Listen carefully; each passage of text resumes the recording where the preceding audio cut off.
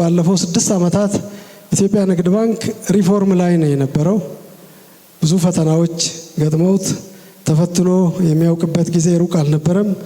የዛሬ 6 ዓመት ባንካችን 6 ዓመት ከ3-4 ወር ብል ይሻላል ለደንበኞች የሚከፍለው በቂ ገንዘብ አልነበረውም። የሊኩዊዲቲ ችግር ከባንኪንግ ኢንዱስትሪ ውስጥ በከፋ ሁኔታ ቀድሞ ያስቸገረው ኢትዮጵያ ንግድ ባንክን ነው። ሌሎችም ብዙ ውስብስብ ችግሮች ነበሩበት። የባንክን ችግር ከማውራት ሰርቶ ለውጦ ውጤት ማሳየት ስለሚቀድም ቅድሚያ ያደረግነው ለውጡ ላይ ነው። በወቅቱ በተቻለ አቅም የባንኩን ገመና ሸፍነን ወደ ውጤት ያስገኘው። አዘርዋይስ ኢትዮጵያ ንግድ ባንክ ብዙ ጊዜ የተከበሩ ጠቅላይ ሚኒስትራችን እንደሚናገሩት ወደ መፍረስ ደረጃ ደርሶ የነበረ ነው። አሁን ግን እጅግ በጣም ግዙፉ ጠንካራው ምናልባት ከአፍሪካም በግንባር ቀደም ሊጠቀስ የሚችል ጥንካሬ ነው ያለው ባለው የአሴት ባላንስ ሺት መዋቅር ማለት ነው። ምናልባት ሀብቱ እንደ ሀገራችን አቅም ቢሆንም የአሴቱ ጥራት ግን እጅግ በጣም ከፍተኛ ቦታ ያደርገዋል። ስለዚህ በ5-6 ዓመት ጥረት እዚህ አድርሰናል።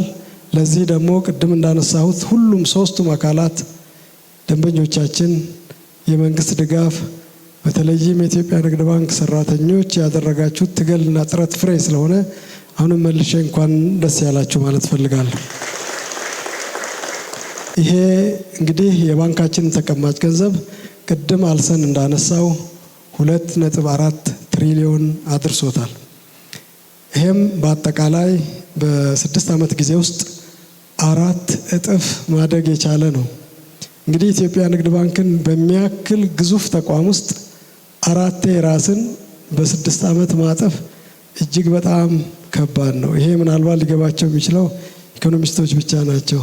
how difficult it is በ6 ዓመት ጊዜ ውስጥ 4 እጥፍ የሀገሪቷን ትልቁን ተቋም ማሳደግ እጅግ በጣም ከፍተኛ ትጋትና ልዩ ስኬት የሚፈልግ ምናልባት እድለኝነትንም የሚጠይቅ ነው የሚሆነው። ቢኮዝ ብዙ ተወዳዳሪ ባንኪዎች ወደ ኢንዱስትሪው ሲገቡ የሚሻሙት ከዚቹ ካለችው ዳቦ ላይ ነውና ድርሻቸው መብዛት መካፈል ሲበዛ ብዙ ጊዜ ትልቅ ተቋም አካፋይ ነው እንጂ የሚሆነው አዲስ ድርሻ ለማግኘት እድል አይኖረውም በሁሉም ገበያ ውስጥ።